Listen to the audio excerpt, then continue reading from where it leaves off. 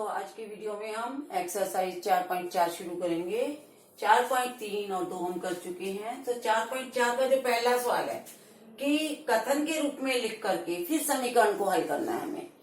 तो हम कथन के रूप में से समीकरण बनाना भी सीख चुके हैं, सिर्फ उसको हल करना है। तो पहला सवाल है हमारे पास, एक संख्या के 8 गुने में, तो संख्या हमें पता नहीं है, हम संख्या लिख लेंगे, सपोज कर लेंगे अपने आप ही x। 8 गुने में तो समीकरण जैसे हमने बनाना सीखा था, तो समीकरण आप बनाइए 8 गुने तो 8x। कितना जोड़ना है? 8 गुने में 4 जोड़ने पर 60 प्राप्त होता है। ये प्राप्त हो गया। अब इसको आगे हल करना है। हल करना आप 4.3 एक्सरसाइज में आपने प्रैक्टिस की है, उसी प्रकार आप इसको कर दो। कि आप कैसे करोगे? 8x, 4 इधर जुड़ा हुआ है तो दोनों तरफ 4 घटाने पर, इधर से 4 घटाया 0 बन गया, इधर से 4 घटाओगे आप तो ये बन गया 8x बराबर 56।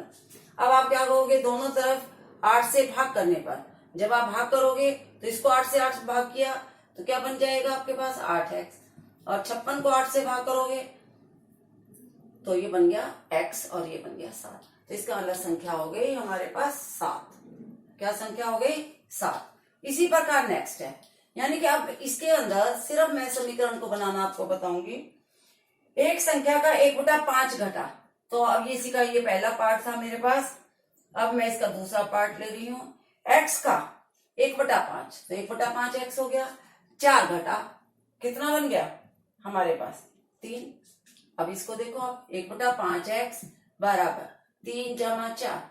मैंने कहा था दोनों तरफ 4 जोड़ने पर, या ये कहो -4 को उधर ले गए तो +4। तो अब आपके पास ये बन गया 1/5 x बराबर 7। तो x बराबर कितना हो जाएगा? इधर ये 5 भाग हो रहा है तो इधर जाकर के गुना हो जाएगा, 7 गुना 5 यानी कि 35। अब मैं इसका नेक्स्ट पार्ट ले देती हूं, सी पार्ट।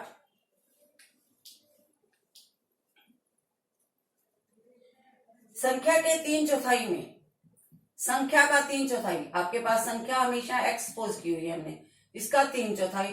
3/4 में क्या जोड़ा हमने?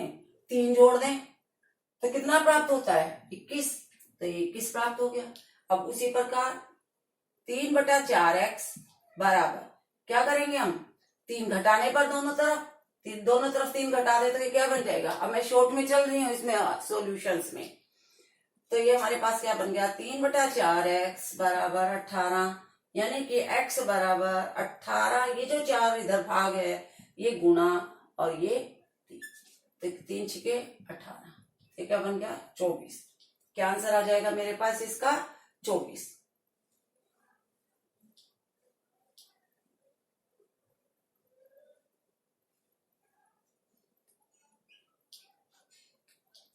अब लास्ट पार्ट ले रही हूं मैं इसका। वैसे नेक्स्ट में अपने आप संख्याएं बता देती हूँ। मैंने किसी संख्या के दुगने में से 11 घटाया, तो संख्या का दुगना 11 घटाया, घटा का 11 बराबर 15। ये डी पार्ट, इसको सोल्व अपने आप करोगे, कर सकते हो। फिर मुझे लगता है कि कहीं गड़बड़ हो। 15 जमा 11 माइनस का 11 है तो ये बन गया 26। तो x बराबर कितना आ जाएगा? 13, क्योंकि दोनों तरफ 2 से भाग करने। तो इसको मैं शॉर्ट में कर रही हूं ताकि हमारे सम्स ज्यादा हो सके इस वीडियो के अंदर, कि हम बच्चों को ज्यादा से ज्यादा फायदा पहुंचा सकें। अब इसका जी पार्ट लेती हूं मैं। जी में अनवर एक संख्या सोचता है और इस संख्या के 5/2 में से, अब संख्या क्या सोची है? x। 5/2 में से, तो 5/2x, जितने में से जितना गुना हो वो इसके साथ गुना या करना है, से निकाल देता है। कितना निकाल देता है? 7। निकालने का मतलब क्या हुआ? माइनस। तो परिणाम कितना प्राप्त होता है? 23। अब इसको फिर मैं शॉर्ट में ही सोल्व करके चलूंगी बच्चों। 5/2x बराबर 23 जमा 7, दोनों तरफ 7 जोड़ने पर, ये 7 जोड़ेंगे 0 बन गया, इसका 7 आ जाएगा 30। तो 5/2x बराबर 30। तो x बराबर कितना आ जाएगा? 2/5 से गुणा करने पर, यानी कि 5 से भाग करने पर और 2 से गुना करने पर, क्योंकि 5 है, 5 से भाग करने पर और 2 से गुना करने पर, 5 छिके 30, 12। दूसरी तरफ तरीके से हम ये कह सकते हैं कि इधर का 5/2 है तो 5 नीचे आ गया और 2 ऊपर चला गया। तो ये मेरे पास सम हो गया क्वेश्चन नंबर 1। अब मैं क्वेश्चन नंबर 2 पे आऊंगी। क्वेश्चन नंबर 2, क्वेश्चन नंबर 2 में आप देखो कि इसमें निम्नलिखित को हल करो। अब आप क्वेश्चन नंबर 2 में देखोगे कि अध्यापिका बताती है कि उनकी कक्षा में एक विद्यार्थी द्वारा, आप स्टेटमेंट को जरा ध्यान से पढ़ना, कि अध्यापिका बताती है कि उनकी कक्षा में विद्यार्थी द्वारा प्राप्त किए गए अधिकतम अंक न्यूनतम अंक का दुगना जमा 7 है। कि जो अध्यापिका है वो क्या कर रही है, वो बता रही है बच्चों को कि एक विद्यार्थी ने जो अंक लिए और उसने अधिकतम लिए और एक ने लिए न्यूनतम मतलब जो सबसे कम लिए, तो वो उन दोनों का कंपैरिजन कर रही है। तो न्यूनतम अंक हमारे पास, वो मान लिया हमने, उसने एक्स लिए विद्यार्थी ने, तो वो कह रहा है कि न्यूनतम अंक प्राप्त किए गए न्यूनतम अंक का दुगना जमा 7 है। यानी कि जिस बच्चे ने अधिकतम अंक प्राप्त किए वो उनका क्या है, अधिकतम अंक जो प्राप्त किए वो न्यूनतम अंक का दुगना है और जमा में 7 है। सपोज करो न्यूनतम अंक 4 थे तो अधिकतम कितने बनेंगे, 4 दूनी 8, 8 और 7 15, इसका अधिकतम 15 है। तो इसी तरह न्यूनतम अंक का दुगना और उसमें 7 है। प्राप्त किए गए अधिकतम अंक 87 है। दूसरी तरफ उसने ये भी बता दिया कि उस बच्चे के नंबर कितने आए हैं, 87। जैसे 2 बच्चे होते हैं, एक बच्चा क्लास में है, उसने कम नंबर लिए और दूसरे ने लिए 87, लेकिन जब कंपैरिजन किया तो ये कहा कि इस कम वाले बच्चे से, यानी कि मेरे नंबर, जो अधिकतम वाला बच्चा है वो कह रहा है मेरे नंबर तुम्हारे दुगने से भी 7 ज्यादा बैठ रहे हैं। तो अब आपको बताने हैं इसमें कि न्यूनतम अंक इस बच्चे के कितने नंबर आए। आपको ये तो पता है अधिकतम अंक इसके 2x जमा 7 बने कंपैरिजन के तरीके से। अगर मैं कंपैरिजन करती हूँ x के हिसाब से तो इसके 2x प्लस आ गए, लेकिन वास्तव में कितने हैं, इसकी वैल्यू दी हुई है, उसके अंक कितने थे, 2x प्लस 7 बराबर 87। तो यहाँ से समीकरण सॉल्व कर दो बस। 2x दोनों तरफ 7 घटाने पर 87 माइनस 7, तो ये बन गया 2x बराबर 80। तो x बराबर कितना आ जाएगा मेरे पास, कितना आ जाएगा x बराबर 80 बटा में 2 40। तो न्यूनतम अंक आंसर जो है वो आ गया 40। तो न्यूनतम अंक जो है वो मेरे पास बन गए 40। न्यूनतम अंक 40। तो 40 गुना 2 80, 80 जमा 7 तो 4.4 का बी पार्ट करते हैं। तो बी पार्ट में हमारे पास है कि किसी समद्विबाहु त्रिभुज में आधार कोण बराबर है। तो जैसा हमारे पास ये त्रिभुज है, ये समद्विबाहु है, यानी कि ये भुजा और ये भुजा बराबर है, और इसके पता है हमें आधार कोण बराबर है। अगर ये 2 भुजाएं बराबर हैं तो ये दोनों कोण बराबर होंगे, लेकिन इन्होंने शीर्ष कोण दिया है 40, हमें आधार के कोण नहीं दिए, इन्होंने हमें शीर्ष कोण दिया है। तो ये एबीसी त्रिभुज है तो ये शीर्ष का कोण दिया है, और ये दोनों कोण हमें पता है बराबर होंगे। क्यों? क्योंकि जब भुजाएं समद्विबाहु में 2 भुजाएं बराबर होती हैं तो 2 कोण भी बराबर होते हैं, इसीलिए।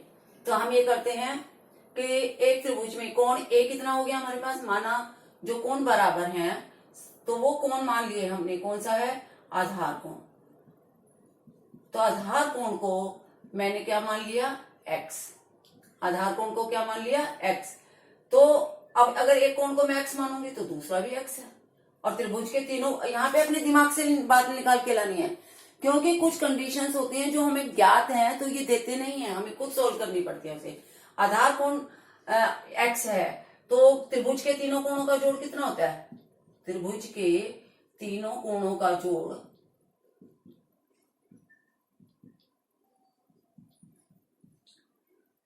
180 डिग्री होता है।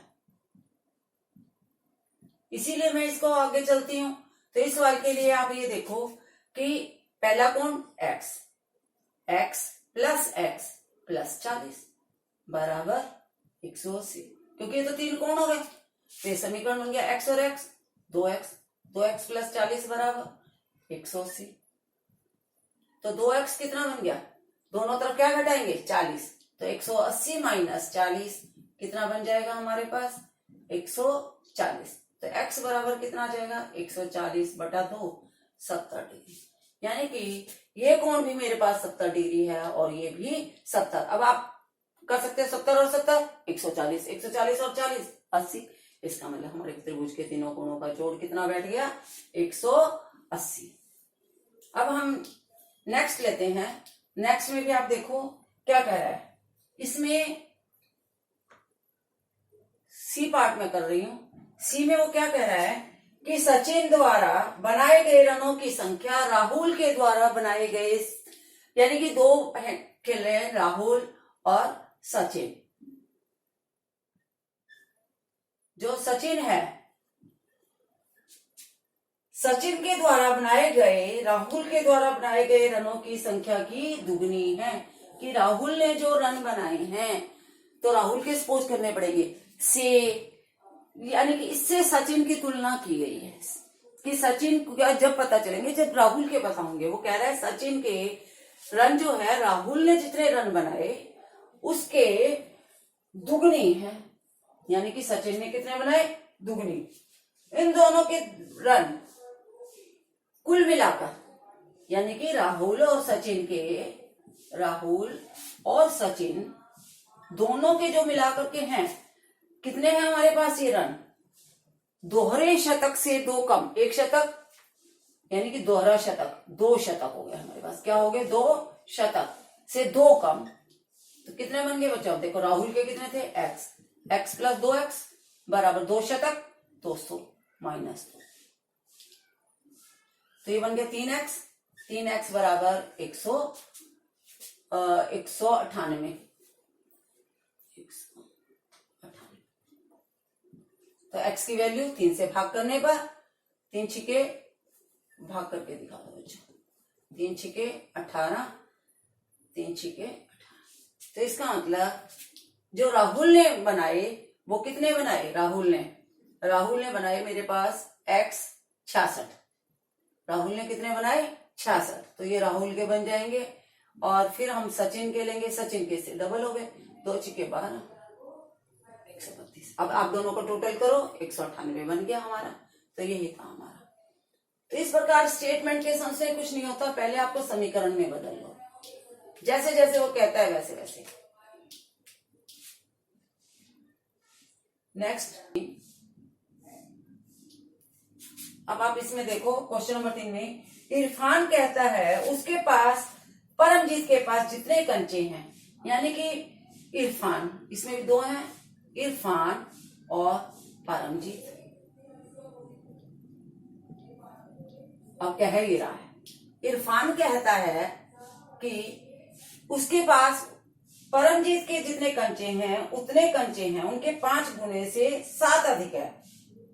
उसके पास कंपैरिजन देखो बच्चों, ये कंपैरिजन के सवाल जो होते हैं आप बिल्कुल कंपैरिजन कूल माइंड से करो। इरफान कहता है उसके पास परमजीत के पास जितने कंचे हैं उसके 5 गुने से 7 अधिक है, यानी कि पहले आपको इसके मानना पड़ेगा, क्योंकि वो अपनी तुलना इससे कर रहा है, कि वो अपने कंपैरिजन इससे करके उसमें बदलना चाह रहा है। तो परमजीत के पास x है, अपने पास वो कह रहा है मेरे पास इसके 5 गुना, 5 गुने 7 अधिक, तो ये। तो अब दोनों के पास हमें अलग अलग पता चल गया ज्ञात राशियों में कि इसके पास x है और इसके पास 5x जमा 7 है।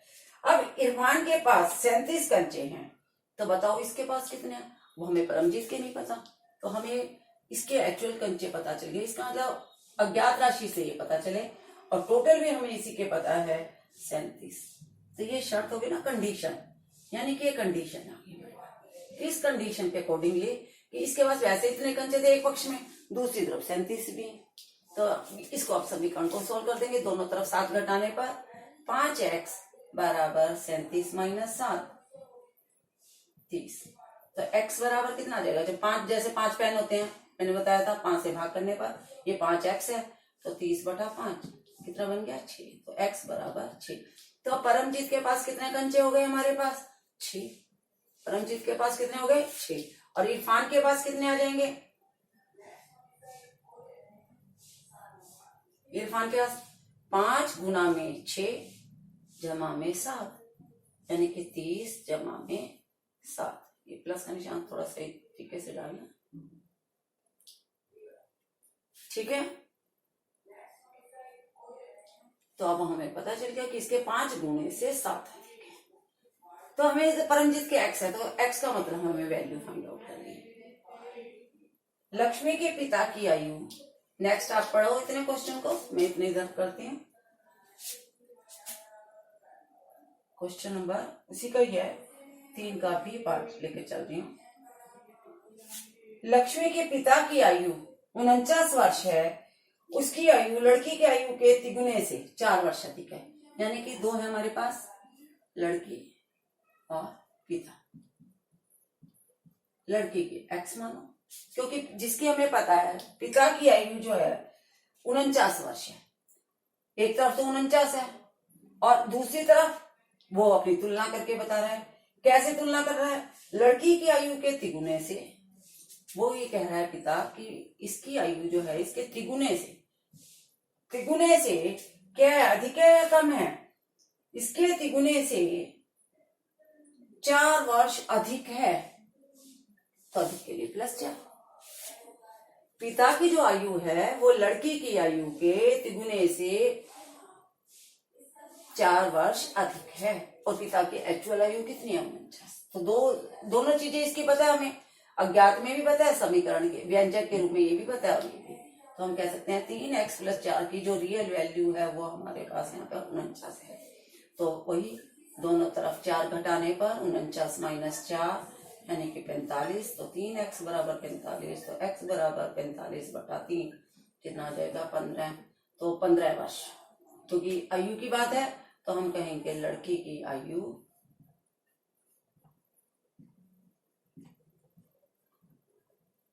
15 वर्ष। और पिता की कितनी बन जाएगी?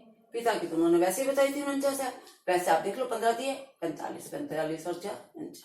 सही आ गया, तो हमारा सवाल ठीक है।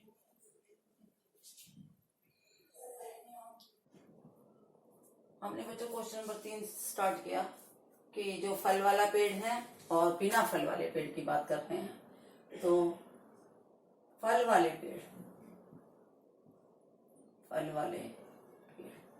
और दूसरे हैं बिना फल वाले। अब कंपैरिजन देखो कि किसकी किससे हो रही है। बिना फल वाले, वो बिना फल वाले वो कह रहे हैं कि कुछ पेड़ थे, इन पेड़ों की संख्या जो फलों के नहीं थे, फलों वाले पेड़ की संख्या से, तो जिससे वर्ड आता है उसके हम एक्सपोज करते हैं x। तो फल वाले पेड़ से तो x, फल वाले पेड़ कितने हैं हमारे पास? x। फल वाले पेड़ कितने हैं? x। तो बिना फल वाले कितने हो जाएंगे? वो कह रहे हैं इसके तिगुने से 2 अधिक हैं, यानी कि बिना फल वाले ज्यादा है। बिना वाले फलों का कंपैरिजन इससे आ रहा है जिसके साथ से लगा होता है, फल वाले पेड़ से, तो उसी के सपोज करो 3x + 2। और ये ही फलों ने बताए हैं कि वो कितने हैं संख्या में। टोटल है हमारे पास 77। कितने हैं? लगाए गए फलों के पेड़ों की संख्या क्या थी यदि फिर बिना फल वाले पेड़ों की संख्या, यानी कि 3x + 2 जो पेड़ हैं इनकी संख्या हमें कितनी दी है? 77। तो यहाँ पे हम सोल्व करेंगे 3x, दोनों तरफ 2 घटाने पर 77 - 2, 2 घटाया तो 0 बन गया। 3x = 75। तो x = 3 से भाग देंगे तो ये 1 बन गया 75। इसीलिए हम इधर का लिखते नहीं है, क्यों? पता है 3 से भाग देंगे तो 1 ही आएगा। 3 25, तो 25। तो अब ये वाले पेड़ जो है फल वाले पेड़ मेरे पास हो गए 25, और बिना फल वाले पेड़ बन जाएंगे 25 × 75। ये तो इन्होंने बता ही रखा हमें 77। आप फिर देख लो 3x 25 × 75 कर दो 77। तो ये हमारे पास हो गया ये तीसरा।